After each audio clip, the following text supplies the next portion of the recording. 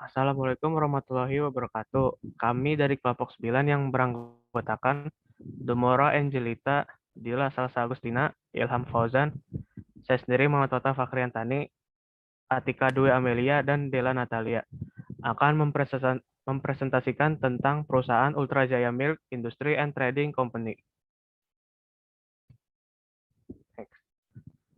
Debt to Equity Ratio atau DER Ratio. Debt to Equity Ratio atau rasio utang terhadap modal adalah sebuah rasio keuangan yang membandingkan jumlah hutang dengan ekuitas. Ekuitas dan jumlah hutang yang digunakan untuk operasional perusahaan harus berada dalam jumlah yang proporsional. Rumusnya adalah debt to equity ratio sama dengan total hutang atau dibagi ekuitas. Seperti contoh pada tabel di samping, dari tahun 2016 sampai tahun 2020, debt to equity ratio pada perusahaan Ultra Jaya mengalami penurunan.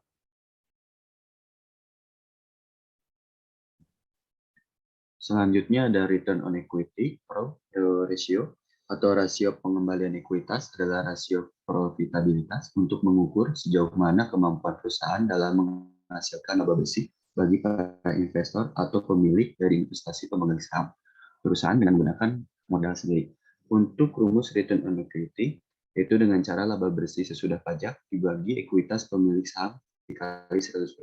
Bisa dilihat pada tabel berikut, pada tahun 2016 sampai tahun 2020 mengalami peningkatan dan penurunan. Selanjutnya ada dividen per saham atau DPS, atau dividen per saham adalah dividen per lembar saham. Angka ini didapat dari pembagian dividen perusahaan dengan jumlah total lembar saham. Untuk rumus dividen per saham sendiri yaitu dengan cara dividen dibagi jumlah saham beredar. Bisa dilihat pada tabel berikut, tahun 2016 hingga tahun 2020 mengalami peningkatan dan penurunan.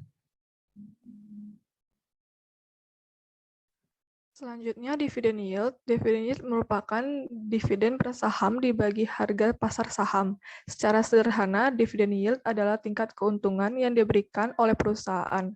Dividen yield pada dasarnya adalah pengembalian investasi untuk saham tanpa capital gain. Rumus dividen yield adalah dividen per saham dibagi nilai pasar per saham dikali 100%. Bisa kita lihat pada tabel ini pada tahun 2016 sampai tahun 2020 mengalami penurunan dan peningkatan. Selanjutnya, gross profit margin atau GPM ratio merupakan rasio keuangan yang digunakan manajer untuk menilai efisiensi proses produksi suatu produk yang dijual oleh perusahaan atau lebih dari satu produk.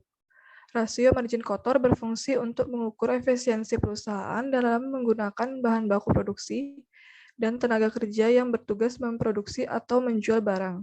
Rumus GPM adalah penjualan bersih dikurang harga pokok penjualan. Bisa kita lihat pada tabel ini, pada tahun 2016 sampai tahun 2020 mengalami penurunan dan peningkatan.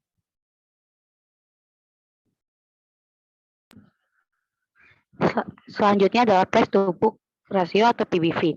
PBV adalah rasio harga terhadap nilai buku untuk melihat harga sebuah saham masuk dalam kategori mahal atau murah untuk membantu investor menemukan saham yang tepat untuk investasi mereka. Rasio ini memberikan gambaran seberapa besar kemampuan perusahaan menghasilkan nilai dari modal yang diinvestasikan. Rumus dari PBV adalah harga saham dibagi book value per saham. Book value per saham adalah nilai ekuitas dibagi jumlah saham yang beredar. Bisa dilihat dari tabel di samping, PBV dari PT Ultra Jaya mengalami peningkatan dan penurunan.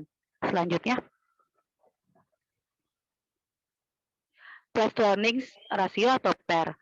Price to earnings ratio disingkat dengan PER merupakan rasio yang menggambarkan harga saham sebuah perusahaan dibandingkan dengan keuntungan atau laba yang dihasilkan perusahaan tersebut atau EPS.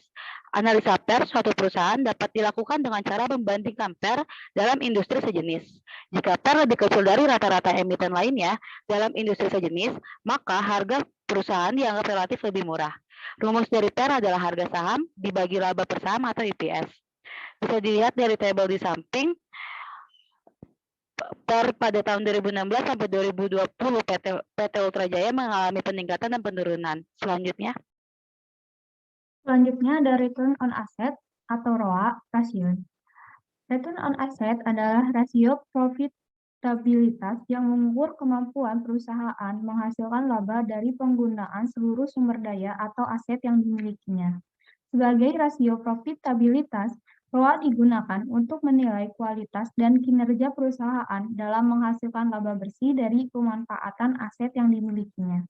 Rumus ROA yaitu laba bersih setelah pajak dibagi rata-rata total aset dikali 100%.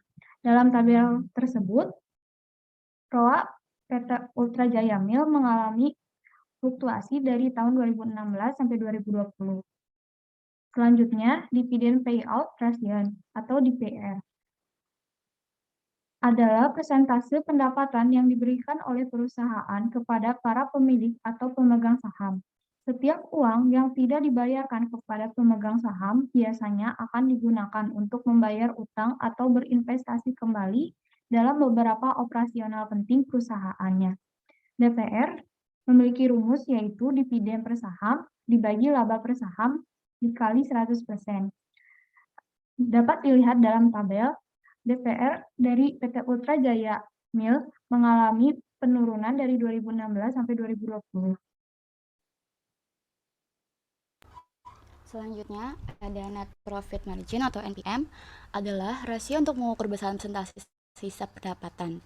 Pengukuran ini akan menghasilkan jumlah keuntungan bersih yang diperoleh dari total pendapatan dikurangi seluruh biaya terkait, seperti tunjangan penjualan, bahan baku, upah, dan lainnya. Fungsi dari margin laba bersih sendiri adalah sebagai tolak ukur kesuksesan suatu usaha secara menyeluruh.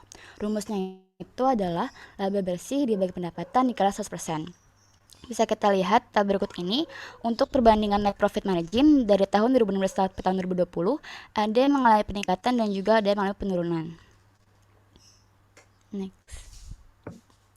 Selanjutnya di slide ini ada grafik perbandingan antara laba bersih, PBV, dan ROE untuk membandingkan apakah saham milik PT Ultra Jaya Milk harus dibeli atau tidak.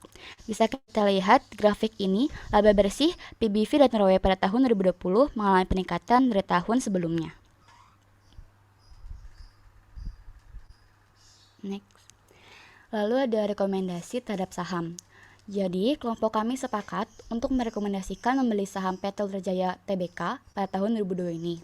Hal tersebut dapat dilihat dari grafik yang telah dibuat di mana laba bersih perusahaan mengalami peningkatan yang cukup baik sehingga secara teoritis perusahaan akan mampu membagikan dividen yang semakin besar dan akan berpengaruh secara positif terhadap harga saham. Hal lainnya, PB perusahaan mulai mengalami nilai yang meningkat walaupun harga saham jadi naik, tetapi keuntungan yang akan diterima oleh pemilik akan menjadi besar. Selain itu, ROE perusahaan juga mengalami peningkatan, artinya dapat dilihat bahwa kinerja perusahaan semakin baik dalam menghasilkan laba bersih perusahaan. Cukup sekian presentasi dari kelompok kami. Mohon maaf pada kesalahan dan kekurangan. Wassalamualaikum warahmatullahi wabarakatuh.